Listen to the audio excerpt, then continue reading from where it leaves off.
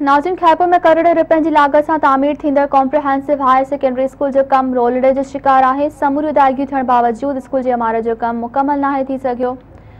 इन हवाले से तफ़सील बुधाइण जे लाइ वीडियो लिंक ते मौजूद है। खैरपुर में मेहरान टीवी जो रिपोर्टर हरीश कुमार। जी हरीश, कड़ा तफ़सील आहिनि? जी नाज़रीन, इन वक्त असी खैरपुर के government comprehensive higher secondary school Khairpur में मौजूद आयूँ।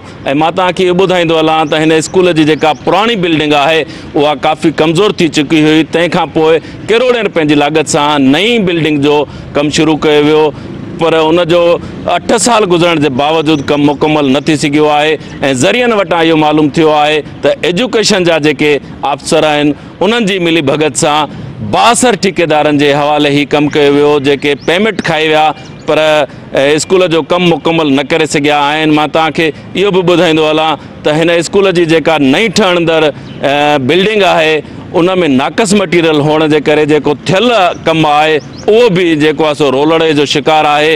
ऐं हंधा हंधा जेके भितूं ऐं दीवारूं आहिनि उहे टुटनि थियूं पियूं। ऐं हिते मवालिन ऐं चरसिन जेको आहे सो पंहिंजी आजामगाह ठाहे छॾी आहे। ऐं मां तव्हांखे इहो बि ॿुधाईंदो हलां त करोड़े रुपयनि जी लागत होने के बावजूद भी हिन बिल्डिंग जे जेका सूरत हाल आहे उहा बहितर न थी सघी आहे। ऐं हितां जे शहरनि वागदड़नि खां मुतालबो कयो आहे त इन रोलड़े जो शिकार थियल कम की मालिकी करे ऐं जल्द खां जल्द इन स्कूल के मुकम्मल करे ॿारनि जो मुस्तक़बिल संवारियो वञे।